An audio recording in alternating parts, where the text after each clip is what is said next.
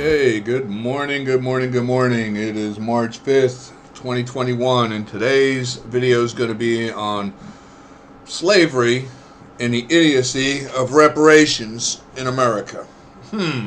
Let's see. So, today we're going to take a look over at some things that are going on here. Again, we're going to pick on USA Today for its idiocy with its historians here again. And I would really love to have a sit down with these historians, because I'm telling you, I'll tell you what the most disgraceful thing in this country is right now. Any history teacher in the United States of America, you should just go home, resign from your job. These people should have their pensions and everything, because the greatest failure in this country is history teachers. They are failures in this country. Greatly failed, and the cause of their failure is the results of what we're dealing with in the ignorance today of so many people. What a disgraceful. If you're a history teacher, and you've been a history teacher within the last 30 years of this country, you're a goddamn disgraceful American, inhumane, worthless, disgraceful idiot. Really, disgraceful. Because the disgrace of what this nation is going through from your failure is just disgraceful. Really, the Department of Education needs to terminate the unions so that we can fire incompetent idiots like the history teachers in this country. But anyway, back to what we're looking at here. Righting wrongs, Congress is taking another look at reparations for slavery. Now, this goes to show you what I'm talking about with the historians, and then it also shows you the ignorance of our own government. All of our entrusted government are on board with this, many of them. And the insane thing is that the majority of the truth of who's accountable for America's slavery would be the Democrats. That's a fact. Would not be the Republicans. And in truth, the United States of America has nothing to do with slavery and owes nobody any reparations for anything. If anything, I would like to know where the black reparations is to the white Americans who died to free them. That's what I would like to know. Why aren't we having that conversation? And then by the end of this video, maybe we ought to consider that conversation, okay? But let's start out first with looking at this. First off, then, I want to look at this, okay?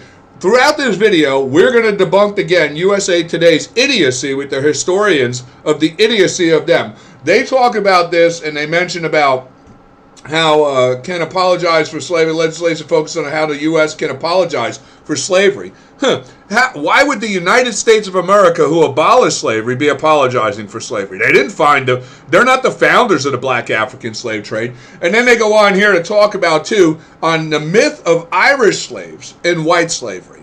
How it's a myth. This is ridiculous. This just goes to show the ignorance of these historians and the lack of their own due diligence in anything of real-world study of world history and culture. These people the USA Today has the most idiot I can see, because we just did a video on the idiocy of USA Today with their lies. It's amazing that such a recognized publication has such a department of idiocy. I mean, it's disgraceful. And these people go on here, and they talk about, they try to actually go along with the propaganda, which was really all whitewashed by Woodrow Wilson in the early 1900s, about, taking away the truth of the matters of everything, which by the end of this, hopefully we'll get to the fact of the truth of it here. They go on and on here about just like, I'll post this thing here so you can read the idiocy of USA Today's version on reparations. And then after that, we're going to go here, like I say, we got the claim by USA Today, claims Irish Americans were enslaved in America and treated worse than enslaved black people. They call this a myth. Fact check, the Irish were indentured servants, not slaves. This is what they say.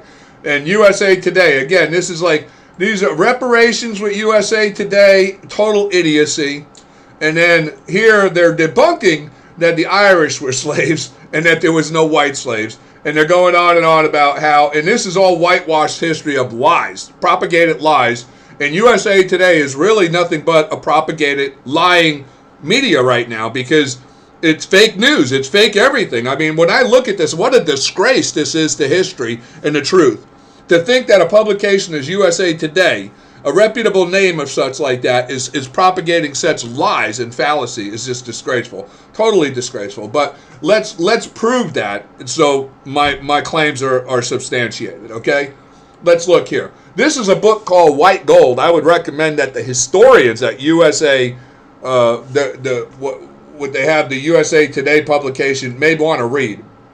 This is the extraordinary story of Thomas Pellows and Islam's 1 million white slaves. Now, the other thing about it is, like I say, and as you can see up, America had the United States of America, and even that of when America, the continent, was founded, had nothing to do with the founding of the black African slave trade.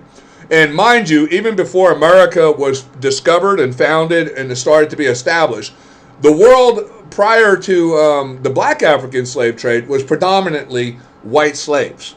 And then even after the black African slave trade entered into the world trade of slavery, which happened 1,200 years before America, the continent, was even starting to be inhabited by the Europeans. 1,200 years before.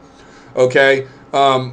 Even throughout the whole 1,200 period, the year of 1,200 year period of when black African slaves were actually entering into the slave trade of world slavery, there was still always twice as many white slaves in the world. So I don't know where they get this, like the black people think they own slavery. They don't own slavery. It's not true. It's just total idiocy to anybody who knows the truth of history. White Gold here, this is a book I'll include a link to. You can read about this. And this goes into an in-depth study of what's, as we progress forward, you're going to see. I found free ebooks so that I can include these links so people could actually read and maybe get some real wisdom and some real understanding. Because you know what? These books have some substantial historical facts that support everything that's stated in these books. This was a very good book. Then we also have here White Slavery, the Barbary States. And this is something very important to understand because this is where the black slave market starts, is with the Islamic Arab Muslims. You see, and even before the black African slave trade, there was the white slave trade. Because until the Muslims invaded North Africa in the early 600s, there was no black African slaves. And we find that the black African slave trade actually starts in the early 600s with the founding of Islam. They're the ones who founded the black African slave trade. And as we go forward, we're going to see that. In the history of North Africa, Arab conquest in the 7th century. Okay? I'm going to touch on real quick just to give you an example. As you can see here, we're going to fade over to this. This is actual Quranic verses that are taken from back in the time of when Muhammad, the prophet, was in the early 600s, the founder of Islam. And I just want to point out here that prior to Islam, when you read the Bible, the old canons of the Hebrew books of the Jews, or any of the Christian Bible, you never really see anybody referred to as by a color. Like, for instance, to this day, there's great debate about if Jesus was white or if he was black. And to be honest with you, it really doesn't matter to me. But as you know, there's that debate, right? If I was to ask you what color was Moses, you'd have to debate. We don't know. If I was to ask you what color was Abraham, we'd have to debate. We don't know. If I was to ask you what color was John the Baptist, we don't know. You know why? Because they never mention it. They never mention in the Bible skin color. They never talk about skin color. And but until Islam emerges, now upon Islam emerging is where the first time we see anything of what is acclaimed to be holy scripture by any kind of a prophet that actually designates the difference between white and black people. And there's a reason for that. Muhammad was the founder of racism. He didn't like black people. And I can go through that as well, but I would just say that I have a video called The Lies of the Nation of Islam on my YouTube channel. And this kind of stuff here and all the proof that you need to show that the black African slave trade was started with the Arab Muslims is in that video. And it also all the evidence you need to know to show that Muhammad was the founder of the black African racial issue and where he was the cause of the divide between white and black people. It was founded by him. He's the father of racism, Muhammad, the prophet of Islam. Go watch that video all the way through and you'll be amazed at the end result too to find out Muhammad was a white man, a very white man. And the Quran makes sure that everybody knows that. So go watch that video and you'll get a good understanding of it. I'll include a link to that below. But I just want to point out here that right here it mentions that right here, narrated by Amar, I went to the house of the prophet, and behold, Allah's messenger was staying in a masharaba, an attic room, and a black slave of Allah's messenger was at the top of his stairs. So you understand, this is back in the time of like 600s, okay? That's like 1,200 years before the continent of America is even being inhabited by Europeans. 1,200 years before. And Muhammad is owning a black slave. So you understand that, right? We're going to look down here. We have another, I'm just giving an example so you can understand back in the 600 time period. This is where Muhammad, the prophet of Islam, started enslaving the black Africans upon his conquest of North Africa. Narrated, I can't say this guy's name, Allah's messenger was on a journey and he had a black slave called Joshua. Okay? Again, another black slave. Now, Muhammad and as well his cousin Ali both owned hundreds of black slaves in their lifetime. They were the founders of the black African slave trade. And further to prove that, we're going to go on now back to looking at the here, and we're going to take a look from here. This here gives I'll include this as a history of North Africa and the conquest by the Muslims and how they enslaved the black Africans. And if you indulge in deeper, which we're going to go a little bit forward, this guy here is an African historian from Africa. And he wrote this book about the untold story of the Arab slave trade in Africa. It was a really good story. Really good book. You might want to get that book too and read that so you're really aware of the reality of where the black African slave trade started. We'll just take a quick listen to this guy and hear what he has to say. Birmingham, UK. And I wrote the book because there was very little writing on some of the themes that I wanted to address, that I address in the book, having to do with the theme of Islam's interaction with African traditional religions, the whole history of jihad in West Africa, and as part of that, a very important part of that, the slave raiding and the slave trade that happened within West Africa by Muslim communities. That was why I wrote the book, because not many had written on these kind of themes in Islam history in West Africa. Now, I'd like to look at one of the topics in your book, the topic of colonization. We know that the Christian West colonized Africa. The West has acknowledged this and is self-critical in this regard. Did the Islamic empires colonize Africa? Well, yes, there was a lot of activities on the part of Muslims in Africa, especially in West Africa. What happened there was not necessarily outside colonization, but there was a form of colonization in the sense that the dominant Islamic tribes conquered weaker tribes and imposed Islamic rule over them. And therefore, there was some kind of internal colonization going on. The Fulani in West Africa in particular were very much in the habit of conquering and imposing Islamic rule on other tribes. So that was a form of internal colonization, yes. Okay, so we just want, now this guy's an African historian. I really enjoyed his book, but we have other books as well. We can go forward, but understand, it was the black Africans did not enter the slave trade in the world slave trade markets until the 600s AD. That was like near 700 years after Jesus, okay? And prior to that, there was really no black Africans in the world slave trade. All before that was nothing but white slave trade, okay? When you go back to the time of like Moses, they were white. The Hebrews were white. And by the end of this, we'll pull up something so you can understand, because a lot of people are misconstrued about the colors of people and how we know the colors of people. One thing you got to understand is that the color of people is not something, God did not create separate races of people.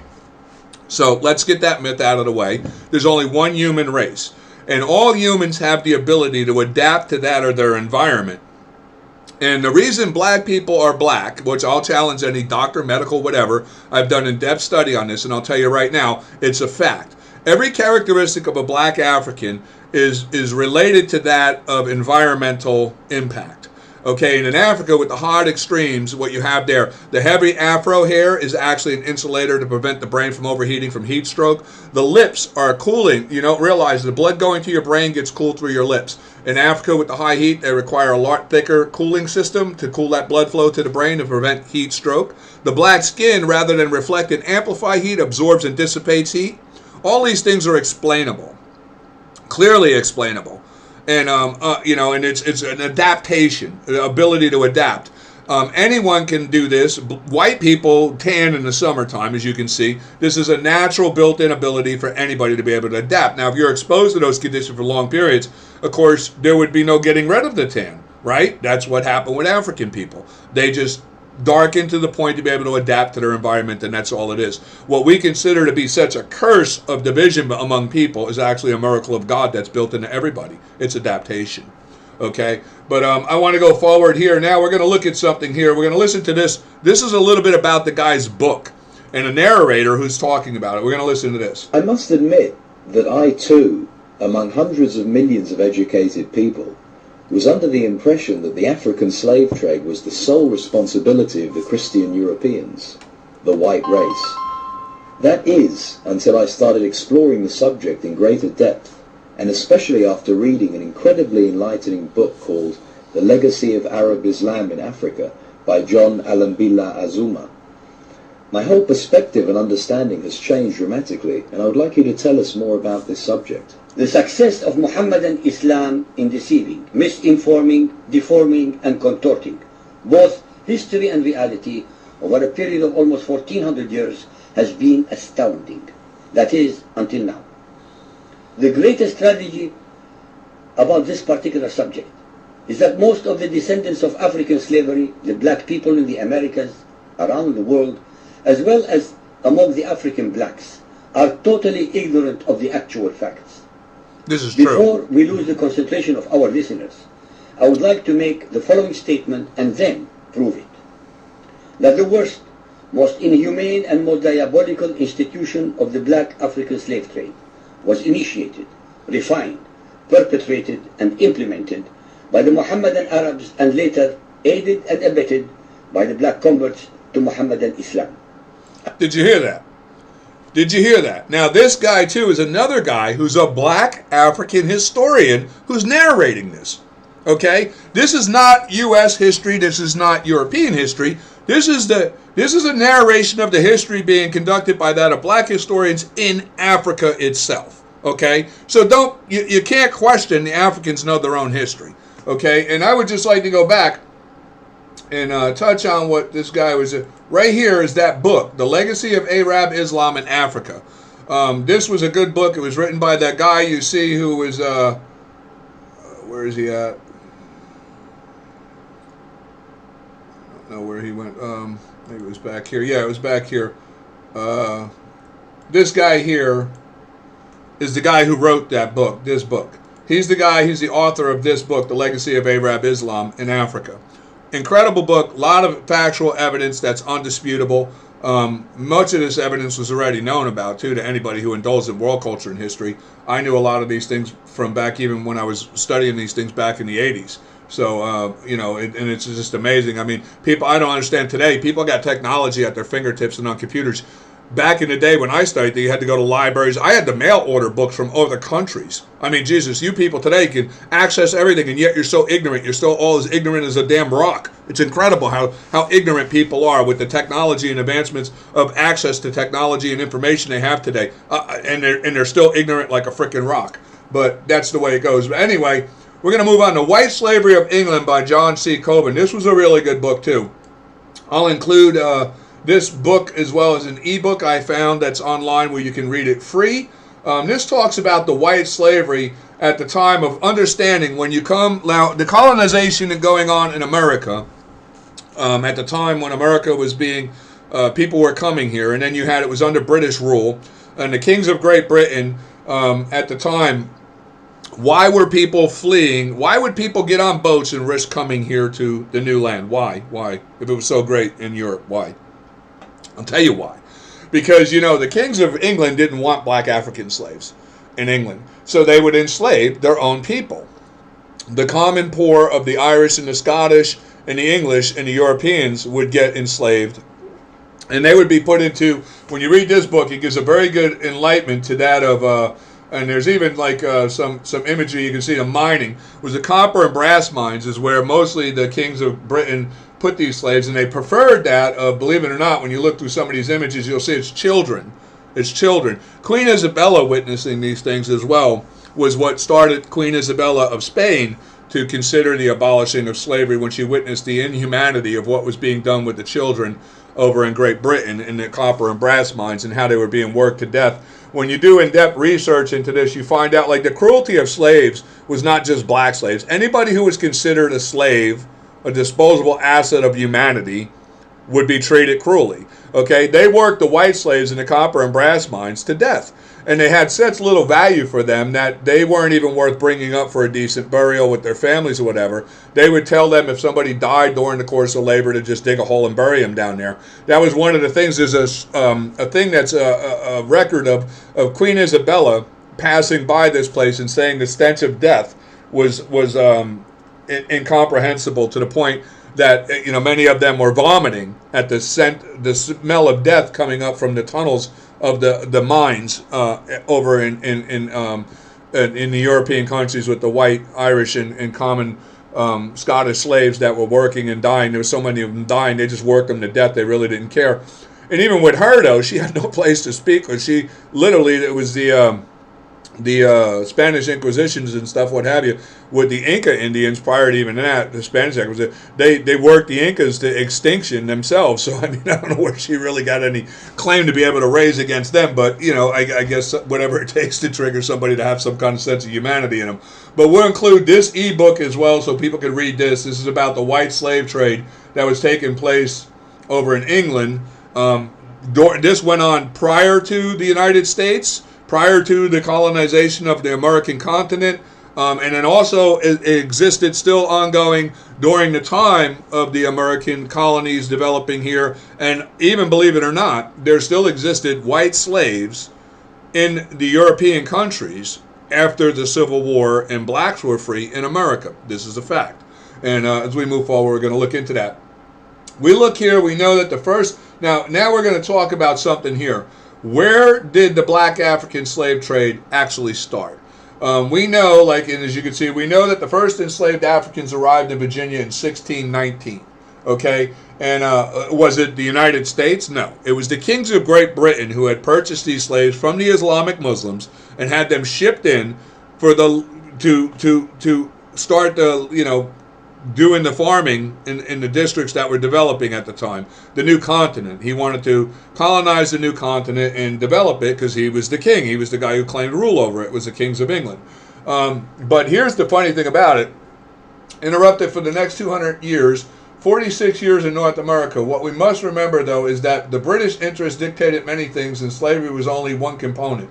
Okay, but slavery now, it was founded here by the British kings, not the United States of America. This is very important that people start understanding. The United States of America had nothing to do with the continent of what the British kings did.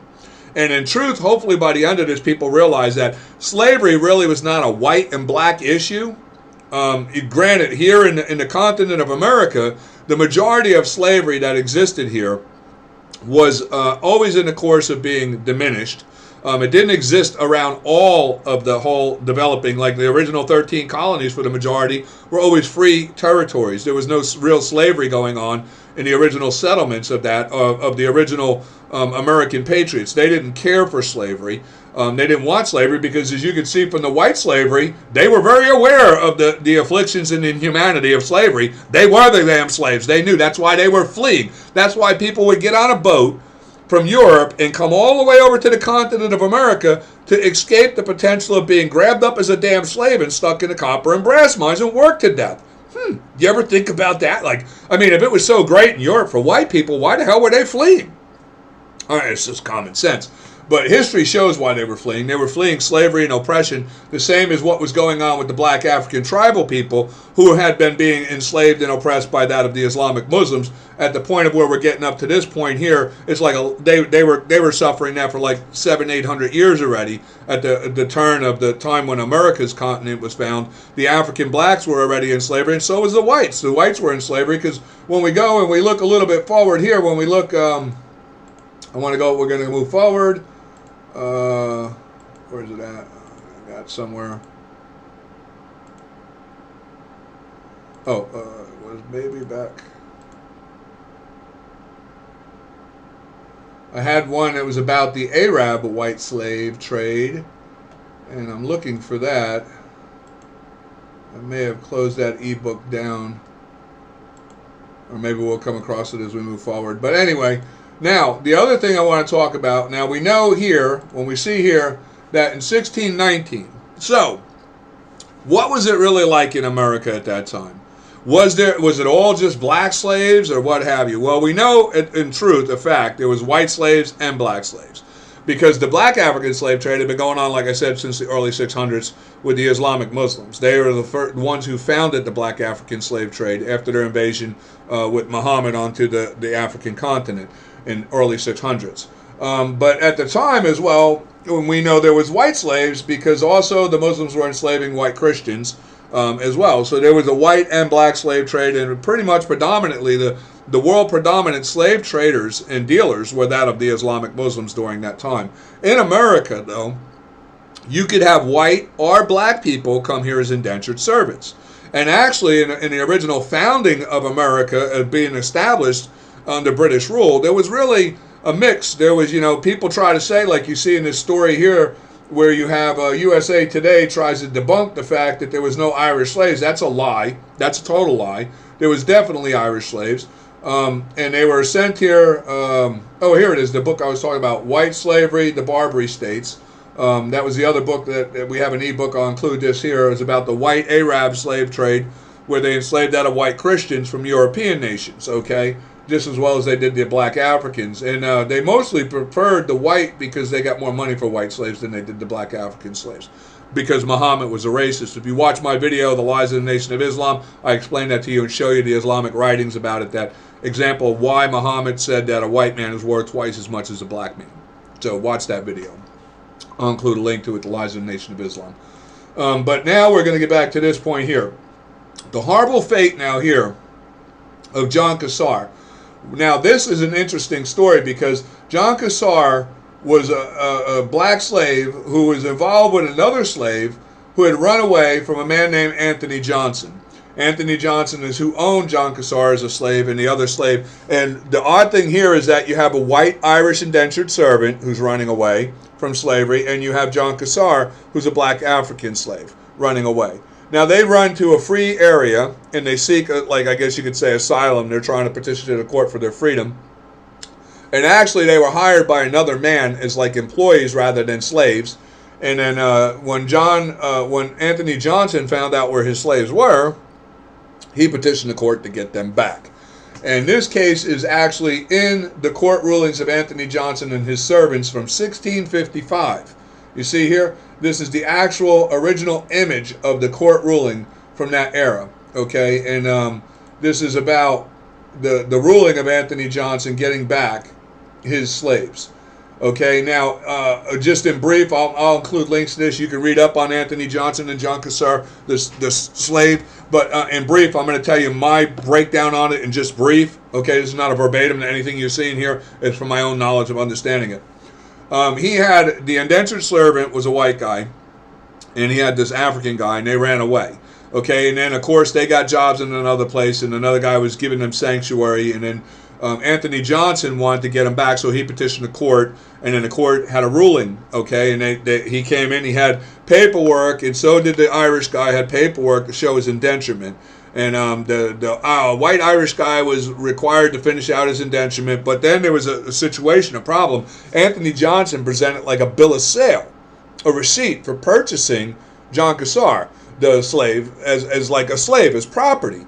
And this would be the first time that the court would deal with this situation, and of like a human being purchased as property on the American continent. And it would be this case that would establish the right to own a human being as personal property in America by the British court. Okay, and the British court ruled in favor that Anthony Johnson would own John Cassar for all his natural life as his slave, as his property. And John Cassar was ordered by the court to return to him and serve for all his natural life as a slave. Now, the ironic thing is, Anthony Johnson was a free black man.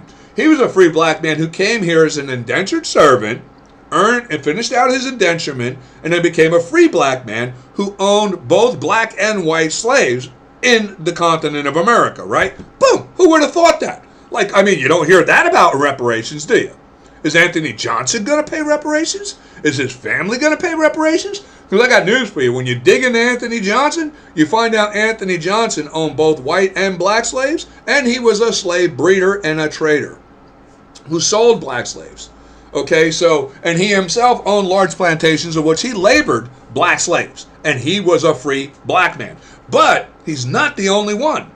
There was literally thousands of free blacks who came here as indentured servants and had obtained wealth or came here with wealth from being that of a wealthy prior in some kind of royal sect or family over an African continent, or they had gold or what have you that made them wealthy, and they established themselves as free people in the establishing nation of America.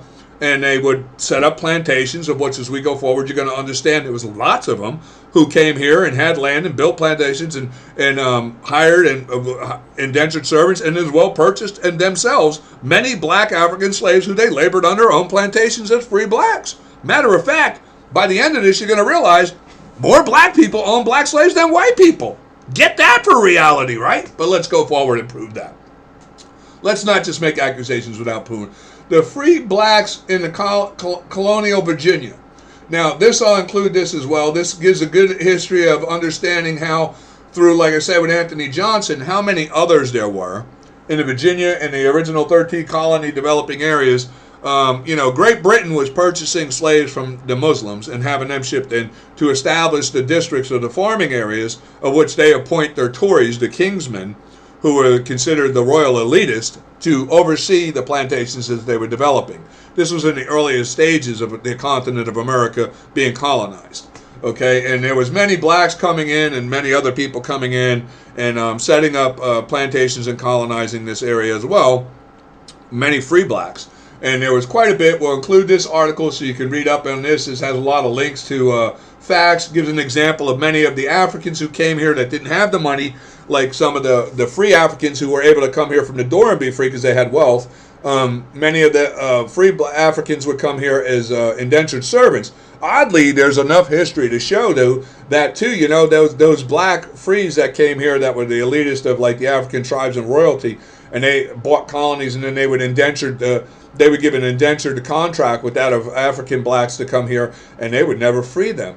They would never free them. They would just keep them as slaves. Especially after Anthony Johnson's claim, it started to become a more acceptable thing that blacks, because they were the predominant of slaves, mainly because most of the slaves sought by kings of England and those of the Tory here were for labor. They didn't really care about skin color. It was labor. And with the Islamic Muslims, Muhammad had set up a value system in where a white slave was worth twice that of a black slave. So you could buy 2 black slaves for the cost of 1 white slave in relation to labor. So, of course, the black slave became the most sought-after slave because you got double the labor for the cost. And this is why King George was purchasing mostly that of black slaves, except for that where he was dealing with his own things in the European nations of England and what have you, Scotland and whatever. With, like I said, with the white slaves, he didn't want black slaves over on his continent. He didn't mind shipping them here to do the labor on the American continent as it was developing, but they didn't want them there. So he would use his own enslaved people of the white slaves in England and Ireland and Scotland or what have you, with the mining and things like that and slave service over there. And sometimes he would, I guess, if they had a fair price for him, he would purchase the white slaves from that of the Muslims, because they also sold and dealt in the white slaves of Christians. But it was, why would the kings do that when they could just enslave the common and the poor of the Irish and the Scottish, which they did most of the time, and they worked them to death, no different than the black Africans were worked to death by the Tories on the continent of America. It was no different. It wasn't really a white or black issue. It was just an inhumanity issue, to be honest with you. So we're going to move forward here. We see the free people of the color in Louisiana. As we include articles, this spreads out from 1492 all the way to 1830. Many of them you'll find out is oddly in the southern states. It was many free blacks as well of wealth who rubbed elbows with that of the Tory elitist scumbags who were the predominant slaveholders in the developing nation of the America.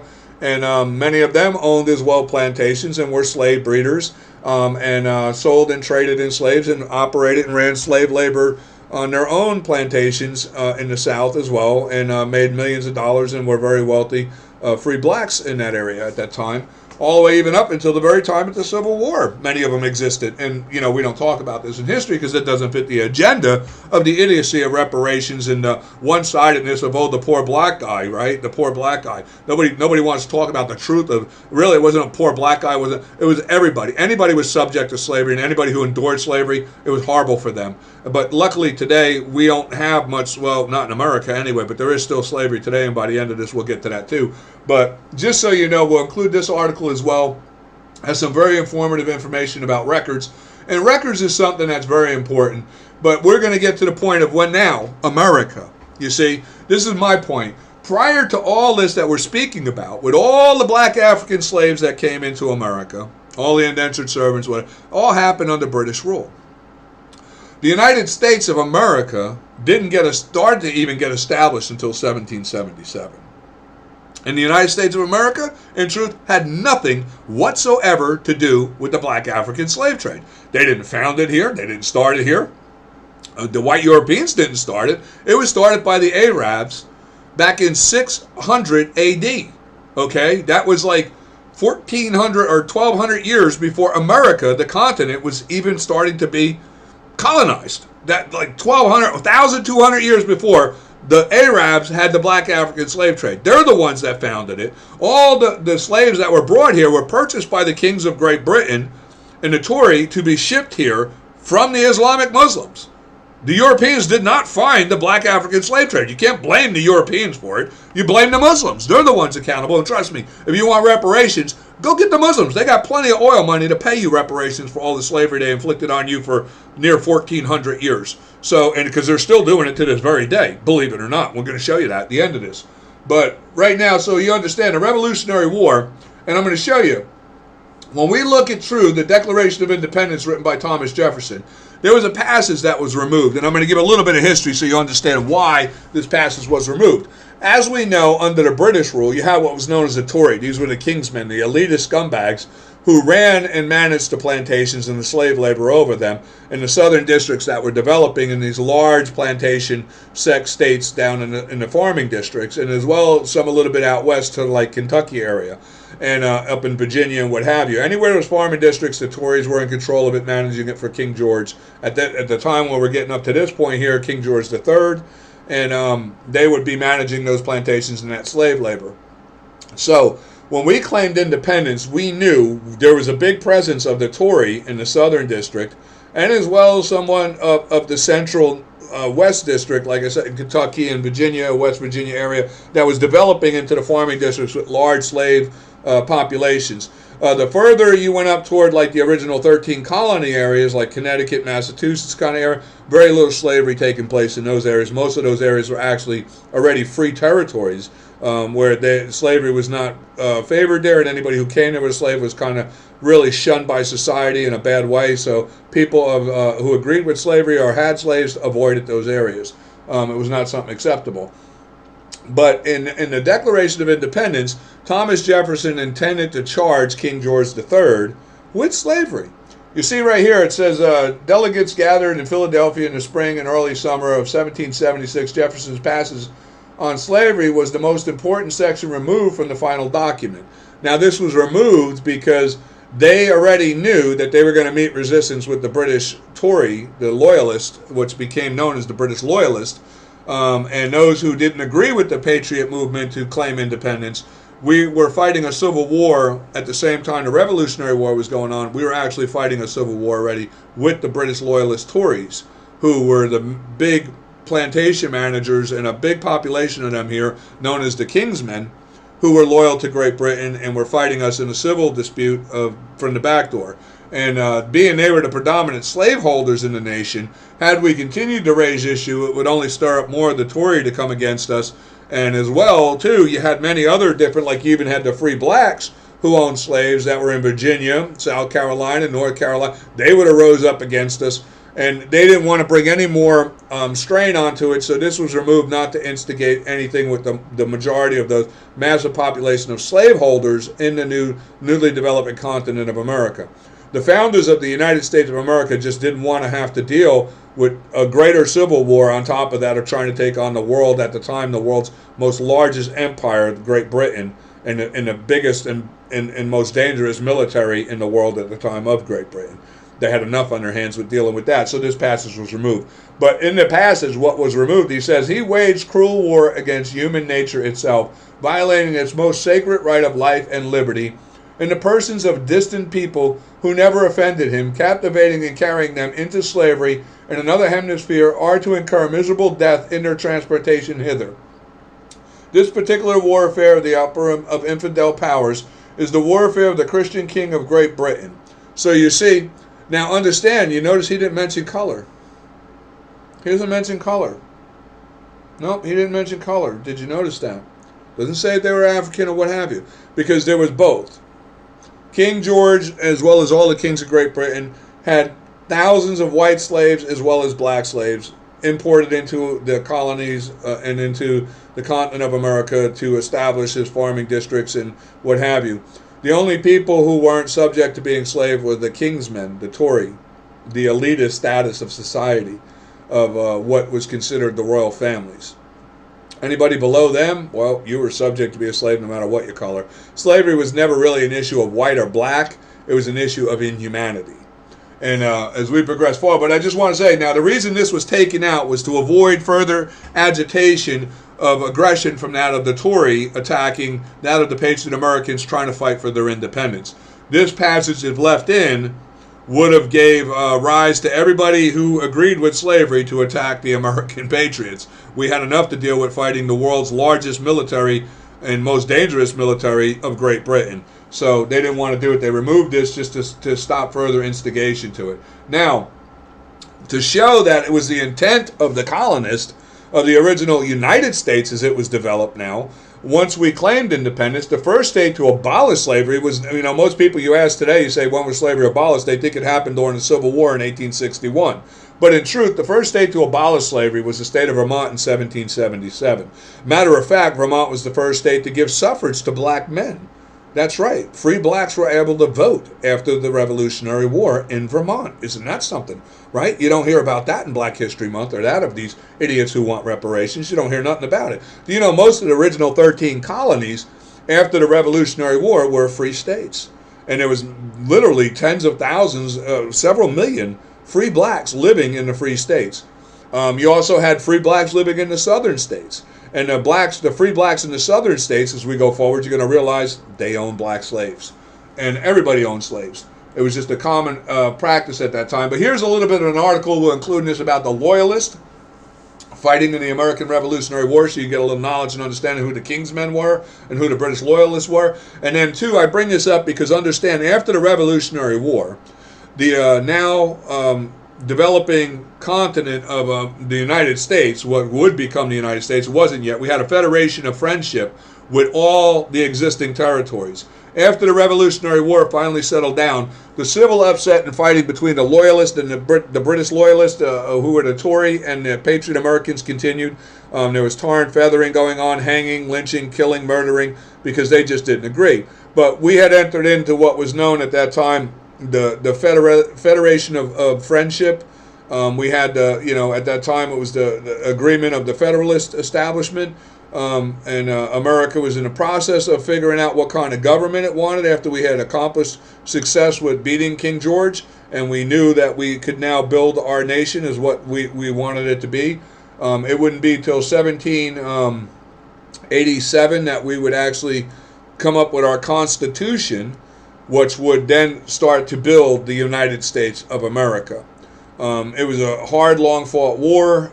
Slavery, like we said, from Vermont, as soon as we did have victory, Vermont started to abolish slavery. The only resistance we had was the Tory, and there was a reason for this. You see, after we had one victory with Great Britain, and we beat King George III, and that today, when you read history, the propaganda, the lies, they try to tell you, well, the Tory fled, they went to Canada, they went back to Great Britain. This is not true. Some did during the war. They left because they were elitist scumbags who were too good to, we're not fighting, we're just too good of people. And they would leave, and then what they would do is they returned after the war, and they claimed those southern plantations as their own property, and with them they claimed the slaves as their own property. And at the conclusion of the Revolutionary War, the British Loyalists of the Tories in the American continent became the largest landholders and the biggest slaveholders in the newly developing nation of what would become the United States of America. They resisted giving up slavery or abolishing slavery. They didn't agree with anything going on in the original 13 colonies in the abolishing of slavery. And this led out for a long battle, which actually took place up until the Tory would form what was known as the Pro-Slavery Democratic Party in 1826. So when we realized that it was 1776, that it was 50 years later. So we're 50 years into the development of the United States of America by the time that the Tories developed the Democratic Pro-Slavery Party, which was a political party established to fight for the rights of slave owners and the right to be able to expand slavery into the free states that were developing by the Patriot Americans. They wanted to be able to, and also too, they were fighting for the right to be able to have their slaves who ran away to the free states returned to them. You see, because when the slaves would run from the slave territories of the Tory, the British Tory, now the Democratic Tory, the Democratic Party in the slave territories, and they would flee into the free states of the Patriot American Republicans. Because the first political establishment, in truth, was in 1792. Was the Republican Party established by James Madison and Thomas Jefferson in relation to that of the United States Constitution, Article 4, Section 4, which guarantees to every state in the Union a Republican form of government. The Tories and the British Democrat Tories did not agree with that. They didn't agree with the Constitution and didn't agree with the forming of the United States. They were the enemies within, and they wanted to keep control by the states that they controlled. They didn't want a federal centralized government as what was being developed with the United States Constitution. They were opposed to this because they wanted to keep state rights and they wanted to keep their states slave states. And as we progress, you're going to understand that it was the British loyalist Tory who became the Democrats. So, and then as we progress forward here, we get to the point of where, also too, now I want to talk about this as something so we understand. William Ellison, too, I'll include articles of this. This was a guy who, during his whole span in his family, and he was not the only one, this is just one story of thousands at the time of free blacks. But he was a guy who was known, he owned a lot of slaves. He owned big plantations. He slave labored many of the black slaves. He owned as well white indentured servants and white slaves as well. They didn't talk much. You see, that's the thing. It's hard to find a history about the white slaves because it was a taboo thing, kind of. And, it didn't get spoken of much. And it was really hard. The reason being, too, it was hard if you had a white slave and he ran away and he went somewhere else, you would never find that slave because it was the majority of slaves in the Southern District were the black African slaves, and the majority of the population developing on the continent of America was white European. So it was very easy to hide among them if you were a white slave to escape from there and be able to hide and never be found. So, but with a black slave, it was pretty hard to hide because you had that distinctive black skin and you were identifiable anywhere. But up north, there was many free blacks. Thousands and thousands of free blacks in the original 13 colony areas. And so eventually with the population, but it was a small population, but even with that population, it was very accessible. It became easy for the blacks to hide among that of the free blacks. And two, like I say, when you would have the Southern Tory Democrats come up in the northern colony area trying to find their runaway slave, they would meet a lot of resistance from that because in the colony areas of the free states, white and black got along fine. There was no issues of slavery going on. There was really no racism going on at that time. And they rejected the Tory Democrats and their slave ideology in the colonies, and they protected that of the free blacks in the colony areas. So, they didn't want it. But you had people like Ellison who owned literally, hundreds of black slaves and labored them on his plantations, dealt in them, traded in them, breeded them. He even breeded slaves and then sold them. So this is just, people need to know. And he was a black guy. He was a free black man. Okay, he's one of thousands. I'll include some stories here about him so you can get a gist of what's going on. This is a story I'm going to include here. I want to show you. This is Dixie Censored Subjects, Black Slave Owners. Okay. And this is something people don't want to talk about, but it's something that has to be considered when you start talking idiocy like reparations. Because how do you fit reparations into this kind of? According to federal census reports on June 1st, 1860, there were nearly 4.5 million Negroes in the United States. the fewer than 4 million of them living in the southern slaveholding states. Of the blacks residing in the South, 261,988 were not slaves. Of this number, 10,689 lived in New Orleans. The country's leading African-American historian, Duke University professor John Hope Franklin, records that in New Orleans, over 3,000 free Negroes owned slaves, or 28% of the free Negroes in that city. Right? Now, pay attention here. To return to the census figures quoted above, this 28% is certainly impressive when compared to less than 1.4% of all American whites and less than 4.8% of Southern whites. The statistic shows that when free blacks disproportionately become slave masters, the majority of the slaveholders, white and black, owned only 1 to 5 slaves, more often than not, and the contrary to a century and a half of bullwhips on torture backs propaganda, black and white masters worked and ate alongside their charges, be it in house, field, or workshop. The few individuals who owned 50 or more slaves were confined to the top 1% and have been defined as slave magnates. Now, this is a true thing. The consensus exists within the federal archives.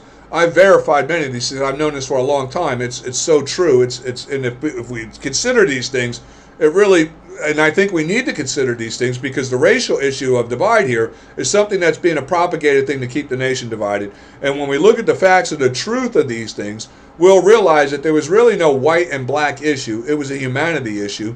And that the issue of racial on white and black is a propagated lie just to divide the nation and keep people at arms with each other over this issue.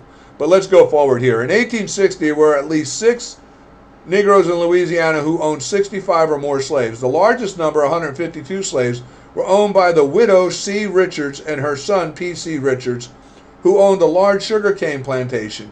He was free as well. That family was free blacks. They owned 152 slaves who worked their sugarcane plantation for them. Another Negro named slave magnate in Louisiana with over 100 slaves was Antonio de Busselet, a sugar planter whose estate was valued in 1860 $264,000. That year, the meanwhile Southern white man was 3,000. So I mean, understand. See, this is something people don't understand. There was very wealthy black free people all the time in America since the founding. It was, and they were free. You understand? The only people who weren't free was those of African descent that were shipped here as slaves and purchased by King George III to slave, and then the ones that were being breeded and as slaves and kept as slaves, of which, believe it or not, a large majority of the slave breeding was taking place by free black slaves. I mean, free black people. They were not slaves. They were free blacks who actually had slaves themselves and breeded slaves and traded and sold slaves to the Tory. And this was going on, especially being in I believe it was 1812, we banned the importation of slaves. I don't have this up.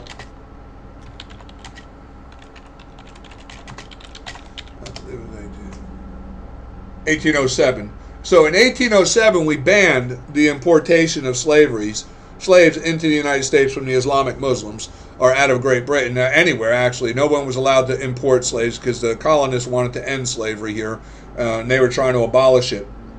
So this is where slave breeding picked up a big deal after the abolishing of slavery, importation. The United States federal law that provides that no new slaves were permitted to be imported into the United States took effect January 1st, 1808. Okay? Just wanted to touch on that so we know where we're standing here. So where are we at? Okay, we're up right here in the Revolutionary War, Jefferson. Vermont. Here's the thing about Vermont with the abolishing of slavery. We went over that. Okay, Loyalist. Just trying to get myself back to where we are. Okay, so here we are. So right here, okay, so now, like we said, in Charleston, South Carolina, in 1860, 125 free Negroes owned slaves, 6 of them owning 10 or more. Of the 1.5 million in taxable property owned by free Negroes in Charleston, more than 300,000 represented slave holdings. In North Carolina, 69 free Negroes were slave owners. So, I mean, you see, this is something people don't even want to consider in this idiocy of reparations, how many free blacks there were who owned black slaves themselves. And not to mention, I got news for you, while slavery was going on here, and it was the United States after 1777 started to abolish slavery, and we wanted slavery gone. And in all honesty and truth, the abolishment from, when we look at the period from where the Civil War takes place in 1861, where that starts, back to the time of, it would have been 1777, where we claimed our independence, was 84 years before the final abolishing of slavery, was right around 84 years, where it would be from the time of where we started to develop our own nation and claimed our independence to actually accomplishing the goal of the United States of America in taking over the entire nation. Because mind you, up until 1861, we really did not have full control. You know, there was a period of time, people don't realize Texas was its own country. It was an independent nation. Florida was still owned by Spain. Okay, we hadn't even until after the Civil War obtained all from France. We didn't even buy like the Louisiana Purchase. A lot of things had to take place for us to get all this territory to form the United States, what would become the United States. The original founders of the United States had nothing to do with slavery or the slave trade or the making of slavery, or the United States of America was the ones who abolished slavery, and this is what people don't understand.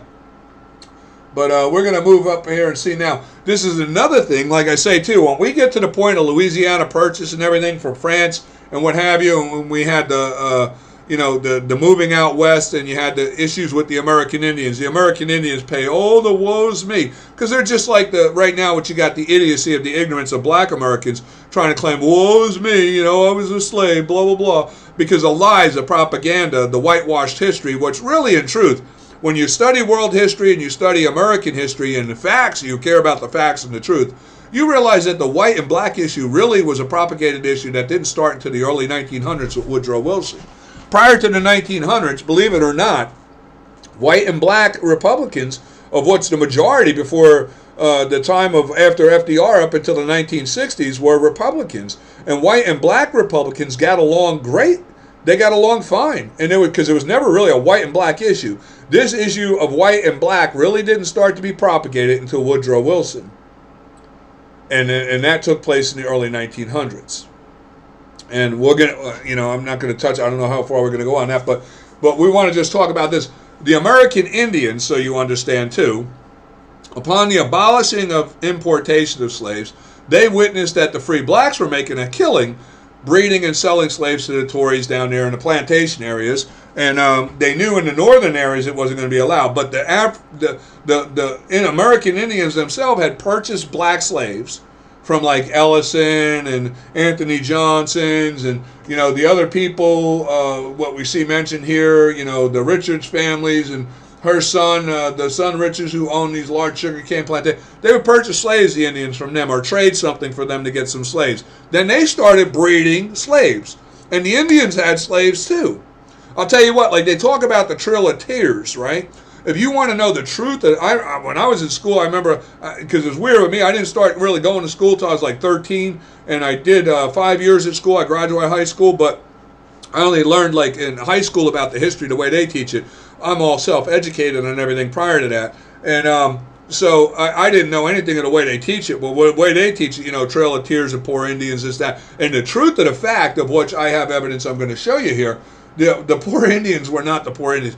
The Indians weren't crying on the Trail of Tears. The black African slaves that were carrying everything for the Indians were the ones crying. And I'm just going to play this clip here. This is an old clip, comes back from an old report that was done by a black American guy who realizes the history of slavery in his own family. A lot of people responded who missed some of the segments and who wanted to... Hello everyone, I'm Sam Ford. Earlier this month in our 7 Inside Reports, I took a personal journey to look at a largely unknown chapter of black history when my ancestors and thousands of other blacks were slaves, not of the whites, but of the Indians. Well, a lot of people responded who missed some of the segments and who wanted to know more about the subject. So today you'll see it all and more, and get your pencils. At the end we'll have not a test, but an address and phone number where you can get more information. So, like I say, I'm just going to try and touch briefly here. We're going to listen to here.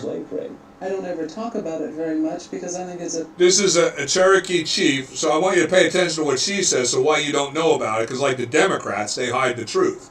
They don't want people to know about the truth. They go along with it. And when you realize this woman's admitting she knows about this, and then you think of how the Indians play like all cuddle up with the black, Americans who were in the slave situation. They're like, oh yeah, we're just like you, we're the oppressed. And they know the whole time they weren't oppressed. They were actually slave owners themselves and slave traders themselves. And the American Indians were breeding slaves and selling them to the Tory. Understand, the Tory made up a big population of the southern farming districts. After the Revolutionary War, many of the Tories returned and claimed the lands that they used to manage for King George as their own. There was alliances that were made with King George at that time, of which we know is a fact. It's in the Federal Archives, that they were being financed to do these things to try and secure those lands for Great Britain, because Great Britain had plans to eventually try to overthrow the country again and take it back, which we know in 1812. We had the War of 1812, where Britain did come back in by the aid and assisting of that of the Tories, in an attempt to overthrow the United States again in what was known as the Second Revolutionary War. The Second Revolutionary War of 1812 is the one that our national anthem comes from. That was written by Francis Scott Key, was in representation to the War of 1812 and the Second Revolutionary War. So, and what I'm saying to you, if you study history and you know the facts of history, you know what I'm saying is the truth. You can do your due diligence on that and verify that for yourself about what I'm saying. But you see, the Tory was a big population, and they were a sick, cruel people. They were no different than the kings of Great Britain who worked the white and Irish slaves to death in the mines. They really had no humanity to these people. They were elitist scumbags. And, they needed to, keep a population turnover of black African slaves for themselves. And the people were actually the free blacks, and between the free black people breeding and selling and trading in black African slaves themselves, as well as using them on their own labor for their own plantations, and those are the wealthy free blacks, the American Indians took part in capitalizing on that as well, and they started to breed the black African slaves and sell them to the Tories as well, or trade with them for guns and weapons and what have you, to contend with that of the wars that were taking place between the Indian nation and the newly developing nation of the United States of America. So this is the facts people got to understand. And I want you to listen, this is a Cherokee chief, and she's talking about where we're at, so you understand. It was in the South, the slave trade. I don't ever talk about it very much because I think it's a very shameful part of Cherokee history, and so I've purposely avoided involving myself in that whole issue. While the current chief may be ashamed, at the Cherokee Museum today are slave bills of sale, including one for 3 slaves bought in 1841 by then Principal Chief John Ross. The chief and his brother Lewis were among the biggest slaveholders in the tribe. Indeed, many of my mother, Kathleen's ancestors, the Rosses, were owned by the chief's family. They were Southerners. Well, isn't that something? Isn't that something? A lot of blacks don't know that, right? And right now, I guarantee you, a lot of blacks are going to look at the American Indian a little bit different, ain't you? Because, realize that, and like I say again, now understand, there was even some cases with, like, when America was first being developed, they actually, the British were looking toward enslaving that of the indigenous Indians. But like I say, this goes back to a kind of a, it sounds a little crazy with the Queen of Spain. You had Isabella of Spain upon visiting, taking a trip to England, and she witnessed the death camps of the white slave trade that was taking place in the copper and brass mines, and the stench of death, as she put it, had her and her people vomiting.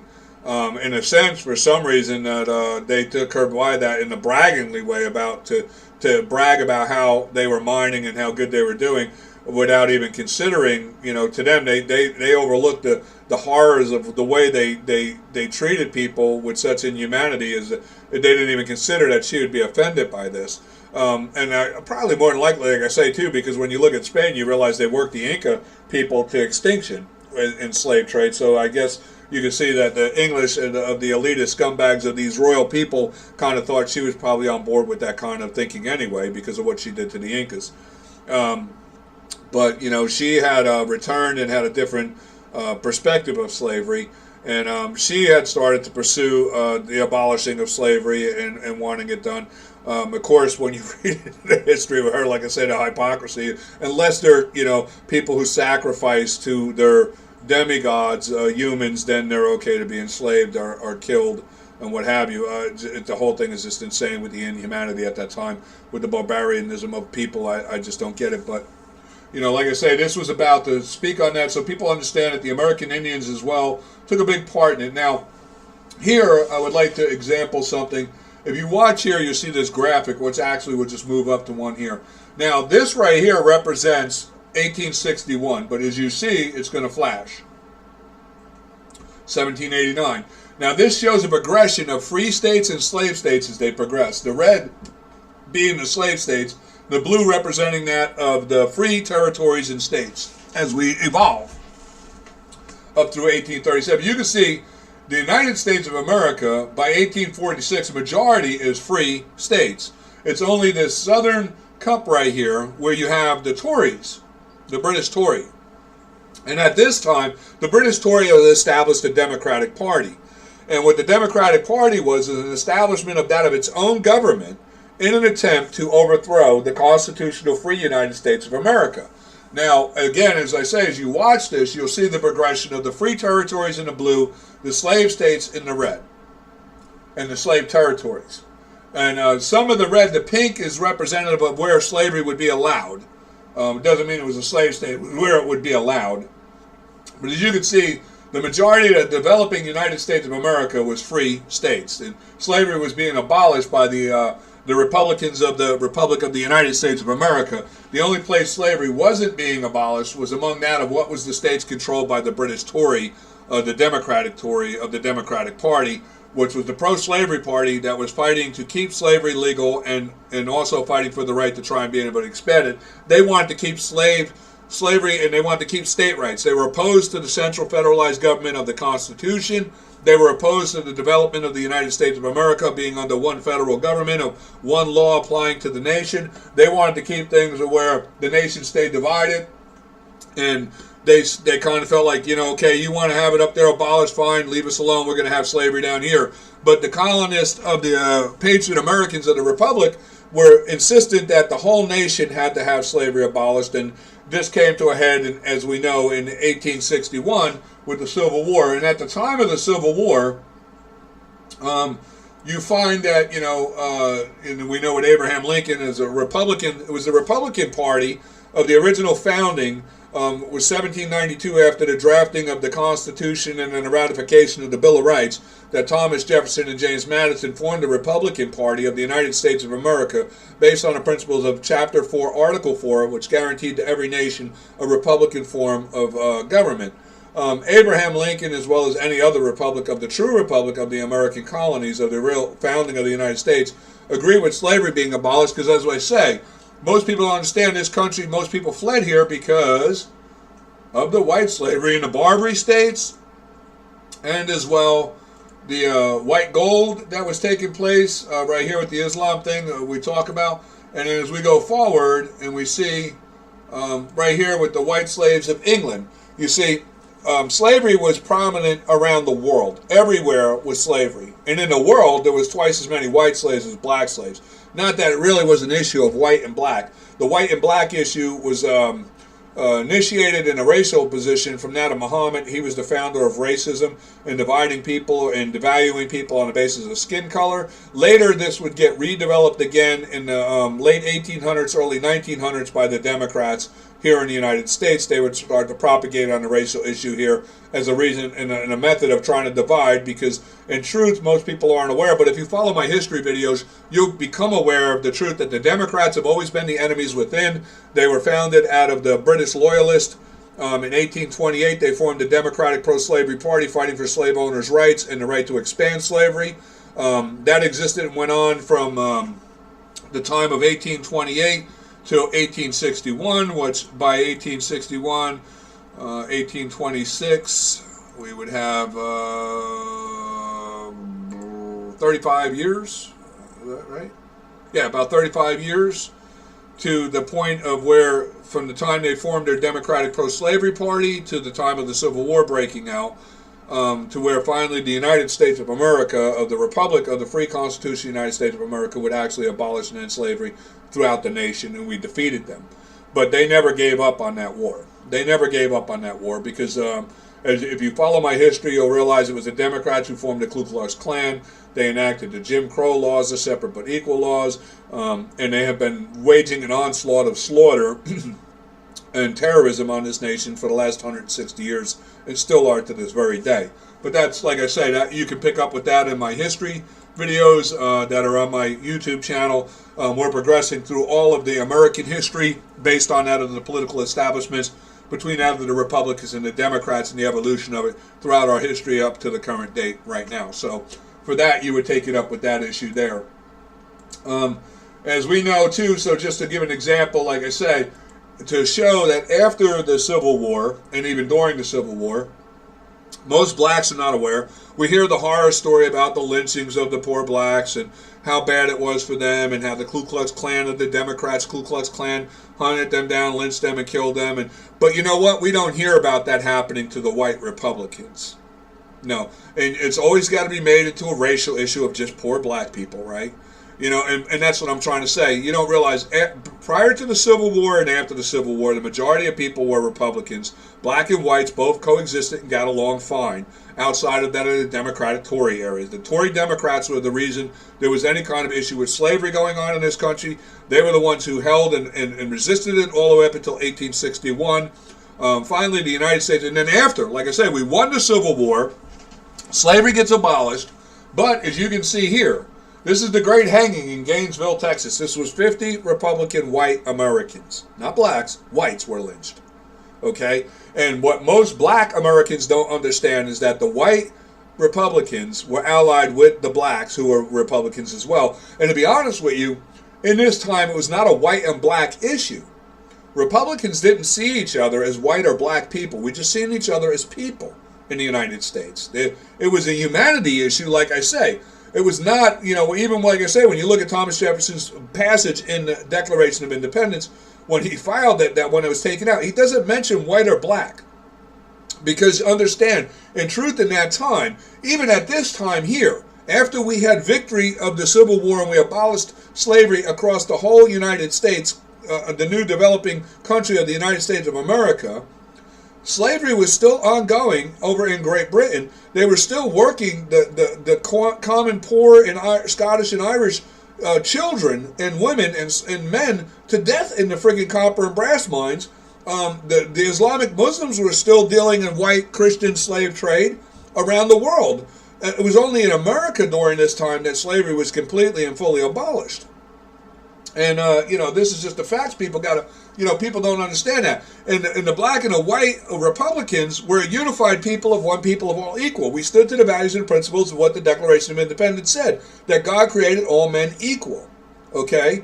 And that's the way it went on. Now, those white Republicans who stood to defend the black Republicans of our country, of the free people, were hung in the defense of that. And this didn't just happen during the Civil War.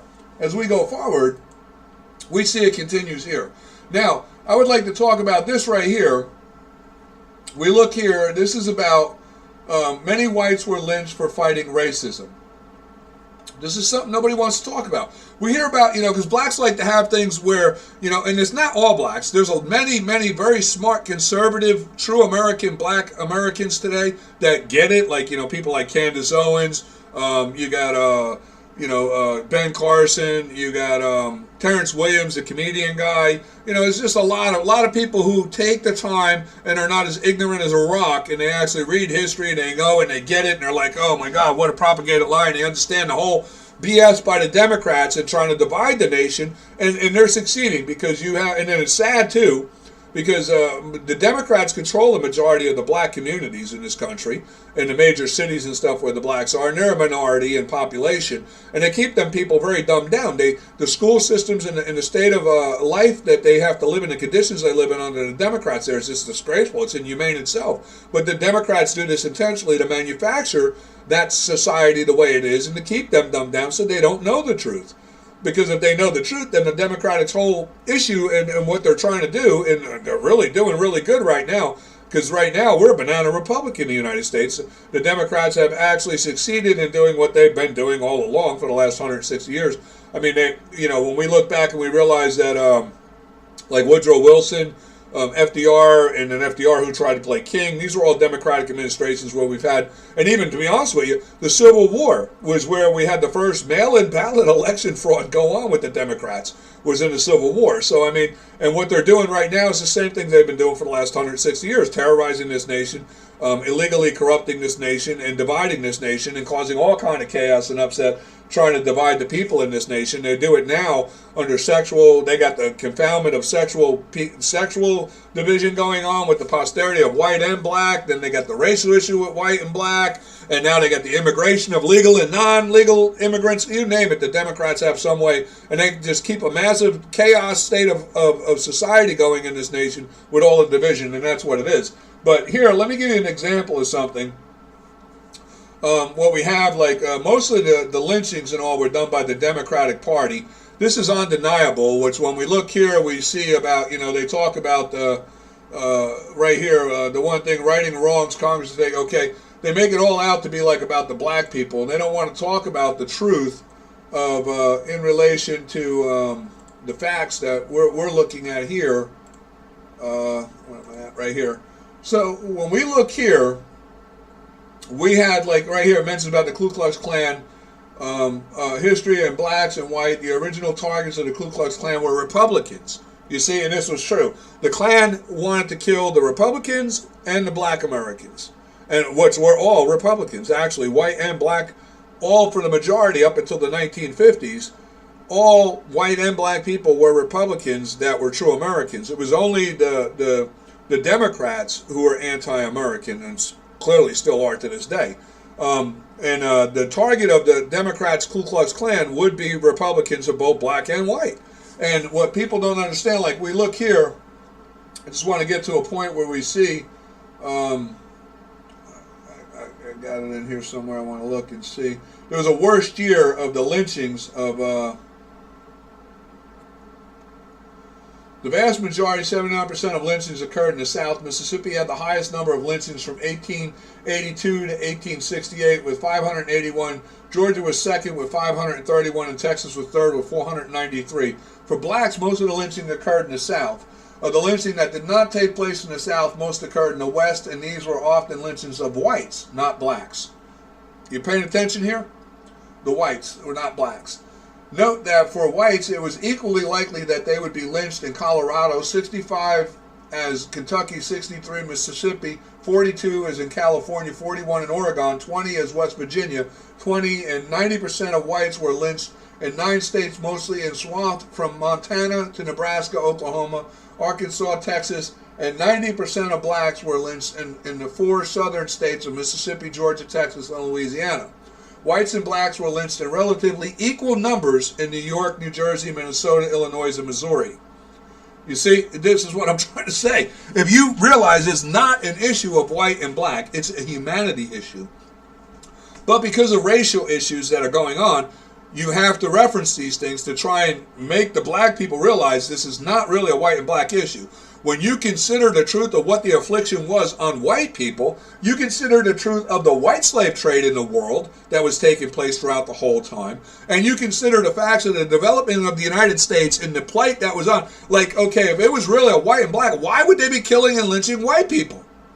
You see, it was a humanity issue. It wasn't a white and black issue.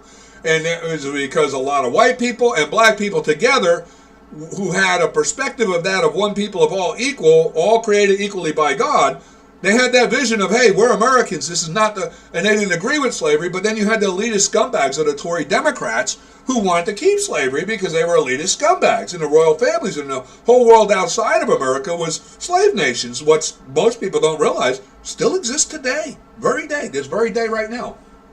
But the worst year for slavery, I don't know if I have this up. Let me see something if I can find this.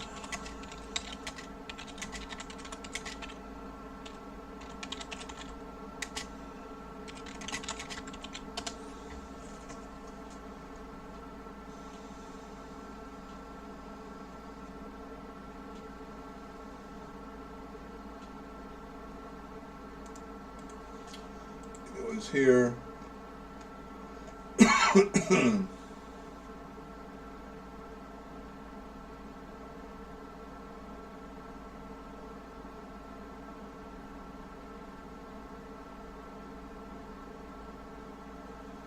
Here it is.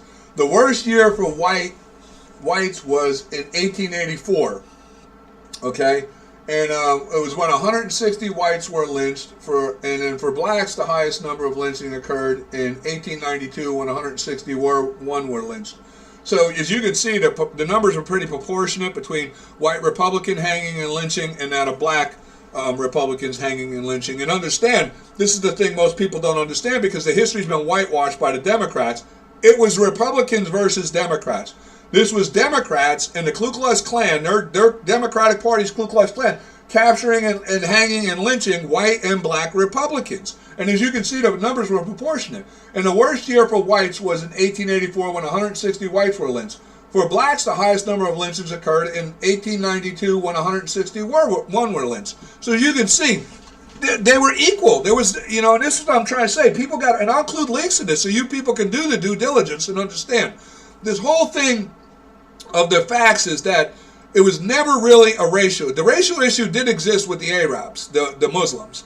The Muslims, Muhammad hated black people. Go watch my video.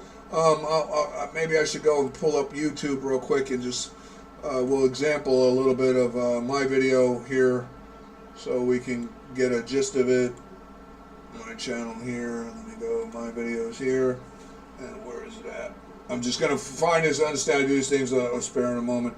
I didn't think about bringing this up. I got it somewhere in here. Where is it at? I'll include a link to my page, but here it is right here. The truth that the nation of... This is a video I did called The Lies of the Nation of Islam. Wait until you see the unquestionable facts of truth. Now, in this video here, we talk about the fact of, the Muslims and the founding of the black African slave trade, how Muhammad was a racist, why the black slaves became the predominant slave sought after because of the value system of a white slave being worth twice as much as a black slave. And you can find all that, and I'll include a link to that in this video here. I present all the evidence of world history of facts and records that support these things. These are things you don't usually find in American history, and a lot of things you don't find in America. As a matter of fact, probably most of what I'm showing people right now doesn't exist in the American teaching of American history because it just doesn't fit the agenda of what the Democrats are trying to do in dividing this nation to keep people in a constant chaotic battle with each other over racial issues. When the truth is considered, you realize there really isn't a racial issue between white and black because there's only one race, humanity. One human race, that's it. And that all these issues are actually no different than what the Nazis did.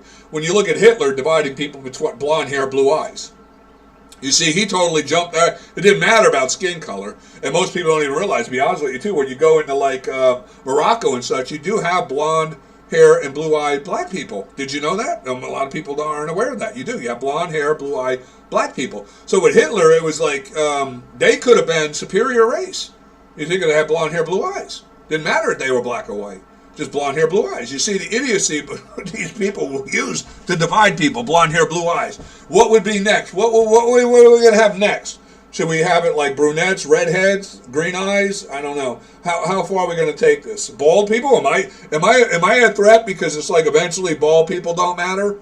People with hair matter? This is how stupid it is. And I know what I'm saying right now sounds stupid, but when you look at the truth of black and white skin, is it any different than the idiocy of somebody saying, well, bald and people with hair? Is there going to be a guy somewhere in the Democratic Party in the future talking about, you know what, we need to kill all the bald people. If we do, I'm in trouble. Or maybe the bald people will come up and be like, you know what, white and black people with hair all got to die. Maybe, I don't know. What is the next dominant of idiocy that we're going to have among people in this world? I don't know. But here's the other thing that people need to consider. You got reparations talk about black people, which I hope by the end of this video right now, people realize the whole thing's idiocy, okay? If you're a black person or a white person, black people were not the only slaves. Trust me, slavery existed, black people were only slaves for like 1,300 years. Before 1,300 years, for tens of thousands of years, it was white slaves. Okay, and then even during the time when the black African slave trade was founded by the Muslims in 600 AD, there were still twice as many white slaves in the world. Black people don't have a market on being, oh, we're the only slaves in the world. That's bullshit. It's just bullshit. Get real. Wake up. Stop with the insanity. It's stupid. You're doing nothing. And you have a great, incredible nation. The United States of America ended and abolished slavery, gave every free black American the right to the pursuit of happiness under the equal protection of the Constitution. You, as the black Americans, in truth, fell into the idiocy of the Democrats. And you have been separating yourself now from that of your allies. And this is something I would like to prove to everybody. I guess I got to do this real quick too, just so we can end this with this. So black in America. So for black America, understand something. I'm just going to real quick touch. The Democrats try to tell you that with FDR there was a party switch, right? Republicans became Democrats, Democrats became Republicans.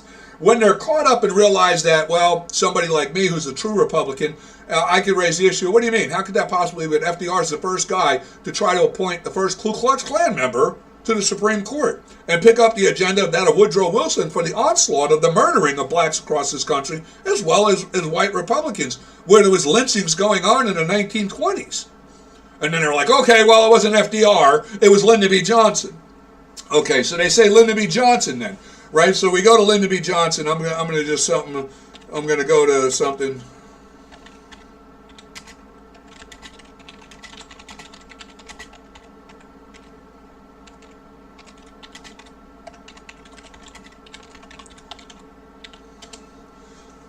Find this right here on Snoops. Okay, this is a thing I've done the other day, and I do this in a lot of videos. Right here, it's a thing where they say they can't find it right. Did Lyndon B. Johnson say, I'll have those N-words voting Democrat for 200 years? They say it's unproven, but underneath is an important statement.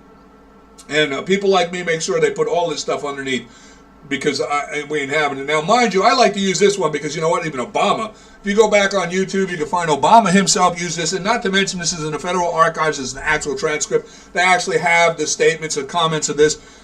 It's a fact, undeniable fact, that this is what Lyndon B. Johnson said. So I just want to say to you, okay, now we're in 1965. Okay, for the party switch thing, because this is what they hit all the black Americans are like, well, no, when you realize what they try to tell them about the Democrat switch, we became the good people, we became the Republicans, and the Republicans became the Democrats. Well, that's a lie. That's a lie by them, and I'm going to prove it to you right now. Lyndon B. Johnson in 1965 said this. He was the Democratic president in 1965, so pay close attention here. So I'm going to try and wake you up to reality. He says these Negroes are getting pretty uppity these days, and that's a problem for us since they've got something now they've never had before, the political pull to back up their uppiness. Now, who do you think he's speaking of when he says that's a problem for us? He's the Democratic president in 1965.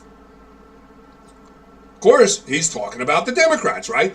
So the Negroes are getting uppity in 1965, and it's a problem for the Democrats, right? This is what he's saying. These Negroes, they're getting pretty uppity these days, and that's a problem for us. This is the Democratic president they're trying to claim as the civil rights president in 1965 for the black American. He's supposed to be your friend, right?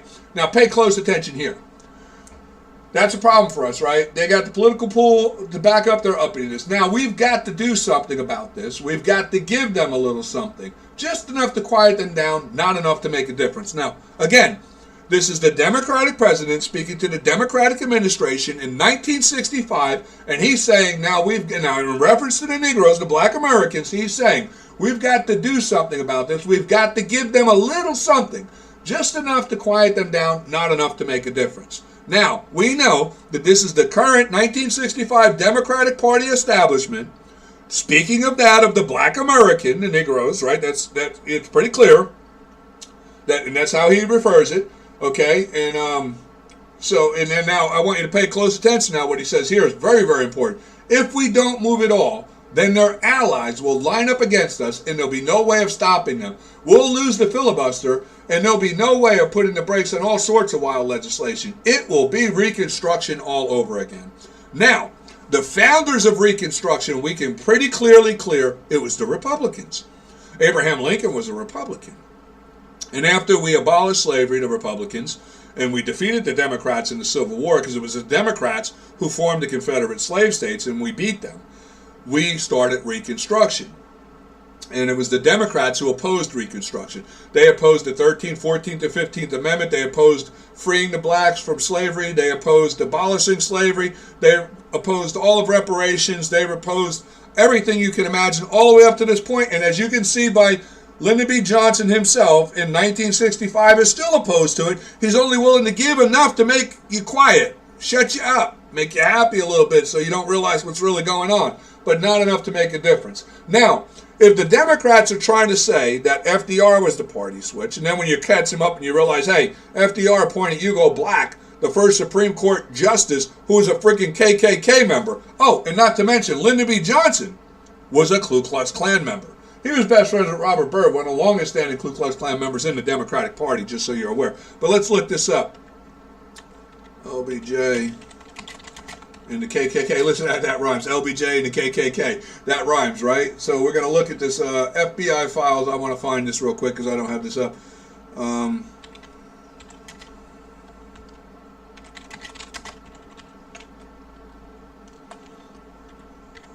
Just give me 1 minute, folks. Find this real quick.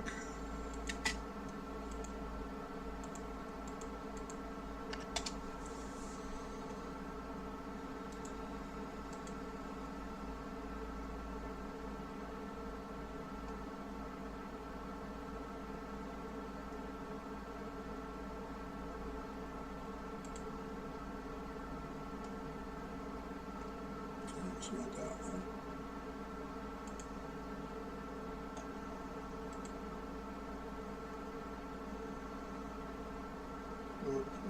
I'm just trying to find, so I don't want to say something when people say, oh, you got any proof for that? I'm just trying to find it. I think this is it, right? Yeah, here it is. Okay, so now,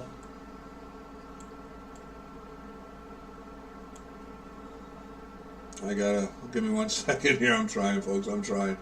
This is something that I was unprepared to do, and I'm just trying to get it where I can see it here. Go here, so I gotta take that, and I gotta bring this back up here, and then bring this here, and then I'm gonna take, there we go. So now you can see it, right? There we go, there it is. So if you look in this, which I can zoom in on, and you can see here, we'll zoom in on this, so you understand I'm not exaggerating. It says here, Ned Touchstone, editor of the Counselor, has been identified by a confidential informant, they give a number for it, as a member of the original Knights of the Ku Klux Klan. The source advised in December 1963 that Touchstone claimed that the Klan had documented proof that President Johnson was formerly a member of the Ku Klux Klan in Texas during the early days of his political career.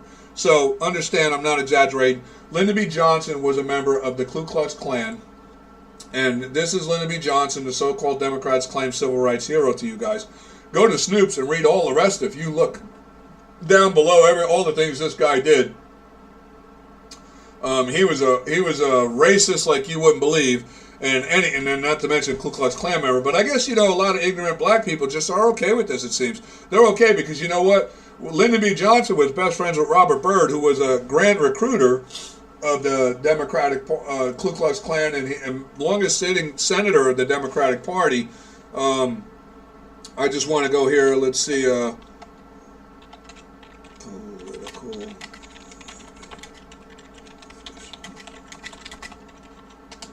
I think I can find this here. Here we go. This will help me give a little bit of an understanding. Here we go. Right. So we have that. So here's Hugo Black, the guy I was talking about with FDR. He was the first Supreme Court justice appointed to the Supreme Court that was a member of the Ku Klux Klan by FDR. So that kind of like throws FDR under the bus, right? So the blacks understand that the Democrats, they're trying to say FDR, no, this is not true. He's the one who appointed Hugo Black. So then they'll jump over to Lyndon B. Johnson. But like I say, here's Robert Byrd. Robert Byrd was the longest standing, he's called a Kleagle, a Klan recruiter, okay, and he was the longest sitting. He died in 2010. All of them, Joe Biden, everybody gave a long eulogy to this guy, made him out to be a great hero. He was a hero and mentor of the Democratic Party, blah, blah, blah, what have you. And he was best friends with Lyndon B. Johnson, and as well Joe Biden. Joe Biden and him were very, very close. Joe Biden referred to him as leader of which in other videos I give you about the Klan of the Ku Klux Klan, what that actually references to as leader. But you can look at it, and this is the Democratic members of the Ku Klux Klan that are official government members. And you can see all throughout the last 160 years, a majority of Ku Klux Klan members who are in politics in our government are Democrats. So, I mean, I'm just making the point clear to everybody here so you understand that, the reality of what's going on. But the whole point of it is, like I say, is the reparations thing. Who's going to pay reparations to all the white men that died in the Civil War freeing black Americans? Anybody want to pay reparations for that? Because, that was one of the bloodiest wars in the history. And to most people, there has not been a war yet where that many people have died. And literally, like 230,000 white people died to free black people in the United States of America. And that was a lot more than that from the time of 1777 forward, all the way up to the Civil War, and the battles that were going on with the racist, no good, disgusting Democratic Party Tories, and they're wanting to hold on to slavery, and how many white Americans died fighting in that long civil battle up to 1861, where finally we abolished slavery. Thousands and tens of thousands of them being shot, killed, hung, lynched. And then even after the Civil War, what about all the thousands of white American Republicans who were hung trying to defend the blacks and the now free black Americans in this country? Who's going to pay reparations for all that?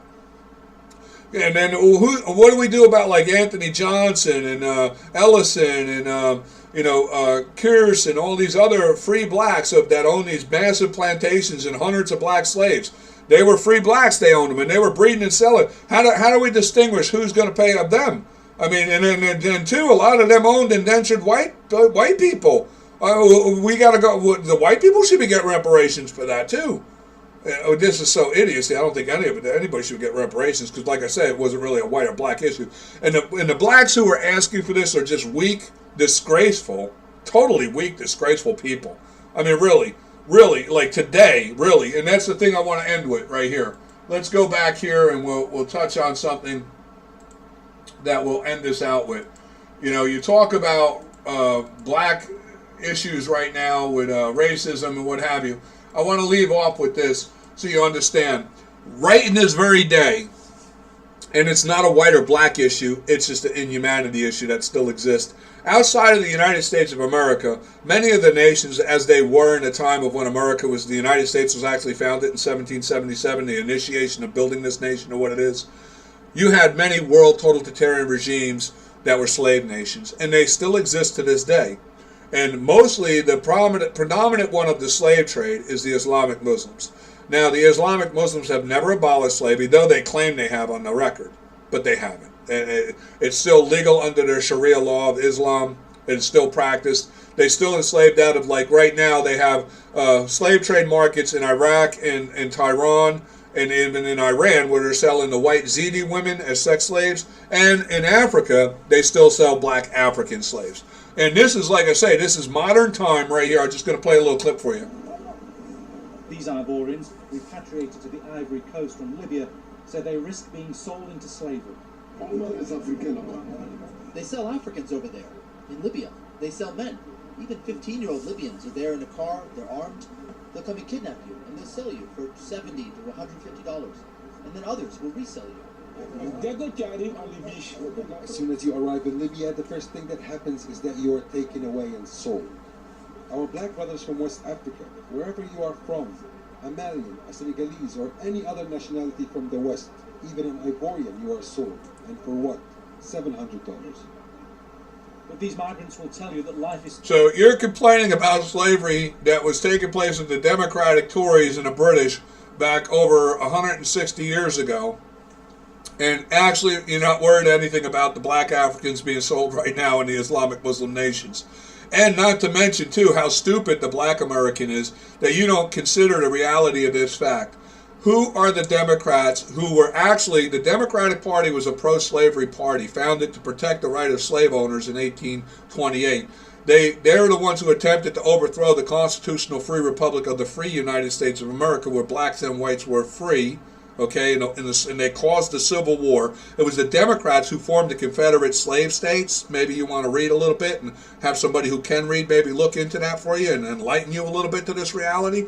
And then today, understand the Democratic Party has opened up its platform and has allowed Muslims to come in and be elected to our government. There's 4 members right now in our Congress. Four members. I don't know if you can see that. Four members of Muslims on our Congress right now. And as you can see in the Islamic states, they still sell a beeb. And you know, that's how they refer to black people, as a beeb. You know what beeb means in Arab, right? It means Muslim slave. Slaves. That's what they, and you see, now you could be a free Muslim, because it's illegal to enslave a Muslim. But even as a black Muslim, you're only second class. And I'm telling you right now, as a person who lived among a Muslim majority for near 2 years, and as being a white person too, I can tell you right now, they're very racist people. They informed me as being a white American guy, of which I had the, I existed near 2 years among a Muslim majority, of which I was able to get knowledge, visual, see, watch, and study the way they recruit and whatever. And there was actually like, what was it, 1, 2, 3, 6 of these guys were imams right out of two of them were from Sudan, and the other 4 were from, actually no, 1 was from Egypt, and the other 3 were from Iran.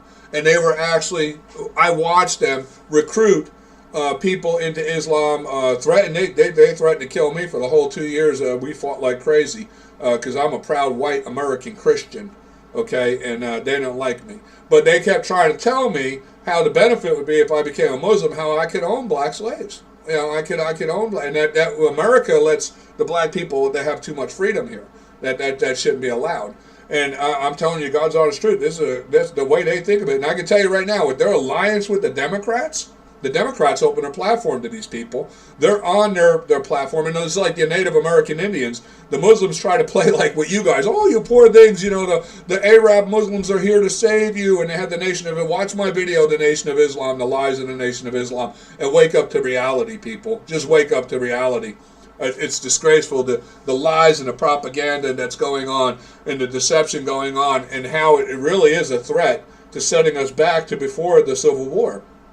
And I'm going to tell you right now, if things keep progressing the way it is, black people are going to wind up slaves again. Not because of the Republicans, not because of white racists, but because of their own ignorance.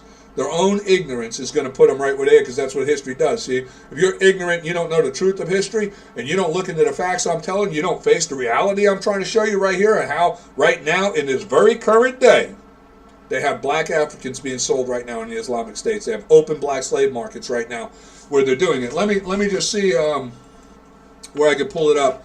If I can find it right here, I can find this.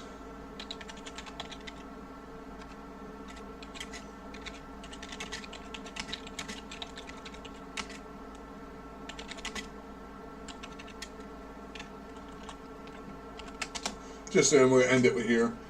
I think this is the one right here. Yeah. Let's take a listen to this. Hey, it's Jeff here, and I just wanted to check on you. I saw that you watched my video, but you didn't actually download my free book. There we go. Skip this guy. Pay attention to this. You're a black American. Pay attention. A man addressing an unseen crowd. Big strong boys for farm work, he says. 400. 700. 700. 800. The numbers roll in. These men are sold for 1,200 Libyan pounds, $400 a piece. You are watching an auction of human beings. Another man, claiming to be a buyer. Off camera, someone asks, what happened to the ones from Niger? Sold off, he's told. CNN was sent this footage by contact. After months of working, we were able to verify the authenticity of what you see here. Now, mind you, this was in 2017, this video, but it's still going on to this very day. I'm just trying to wake people up to the reality of understanding that There is no slavery in America. No white person in America owns any slaves, hasn't owned slaves anywhere in America for 160 years. America, the United States of America, is not responsible for slavery, has nothing to do with slavery. They don't owe anybody reparations for anything because it was the United States of America that abolished slavery in this continent. It was the great kings of Great Britain who established slavery here, not the United States of America. And since the founding and claiming of independence by the United States of America, they were abolishing slavery from the very door, as evidenced by Vermont in 1777, abolishing slavery and being one of the first slaves to offer the right of suffrage and voting rights to that of free black men. Granted, no woman was allowed, white or black, to vote up until 1921, but that's, you know, that, like I said, there's no racial issue with that. That was just a matter of sexual discrimination, and that's just the way it was at that time, and these things all took time to be working out to where we reach at a point of civilization of where we are right now, which clearly, though we have advanced greatly in technology and civilization and maturing as humanity, clearly we have a lot of ignorant, stupid people that are way behind, obviously, that don't want to catch up. But for the black American, you might want to consider this, and then consider the fact that right now the Democratic Party is very strong allied and alliance with that of the Islamic Muslim states. Why? Well, you know, the Democrats are seeking socialism and communism, and most of the Islamic states, all of the Islamic states that actually under Islamic rule, are totalitarian Islamic socialist states. You see, they all agree with the same kind of thing. Now, I would say to you, imagine if America gets overthrown by the Democratic Party with its allies of the Islamic states, and Islam Sharia law, which they're pushing for, gets imposed in the United States. You do understand under Sharia law, slavery is allowed and legal. And as you can see by this video, in the Islamic states where there's Sharia law, it is still going on, and you can buy a black African guy for $400 in the Islamic states. You see this? Right here, $1,200, you buy a whole lot of them. You see this? This is reality, okay? So wake up, people, get real, and face that reality. So we're going to leave off with that reality for people to consider. Okay, but I'm going to say, again, the United States of America has nothing to do with the black African slave trade. The United States of America, in fact, is what abolished the black African slave trade on this continent and freed black Americans. And in the Civil War, over 233,000 white Republican Americans died freeing black Americans. So where's their reparations? You want to talk about reparations. Not to mention the tens of thousands up until that point that died, fighting for equality for all people in America, because that's what we are. It's not a white or black issue in America. We're one people of all equal. As we declared in our Declaration of Independence, God created all men equal. There's only one race of people, that's the human race, okay? And if you want to have a white and black issue, you don't belong here in America. You need to move it on. Go somewhere where you're happy. I don't care what color you are. If you're white and you don't like black people, you need to get the hell out of America. If you're black and you don't like white people, you need to hell get out of America. We, the American people, need to take our place and take our stand as the American people. All of one people of all equal. This is our country. This is our nation. It's our Constitution. It's our way. And if you don't like it, you can hit the highway, baby. That's the way it goes. But with that, I'm going to close off. I hope everybody enjoys my video. If you do, comment below if you want to comment, you want to debate about it, you want to talk about it. There's a comment box below. If there's something you feel I missed or something inform me about, let me know. I'm telling you right now, everything I know is facts. I'll include links and everything in the description of everything you use in the video, so you can go do your own due diligence and research on it. And with that said, everybody, thank you for watching my video. Have a great day, and I'll see you next time I make another video. Thank you for your time. Bye.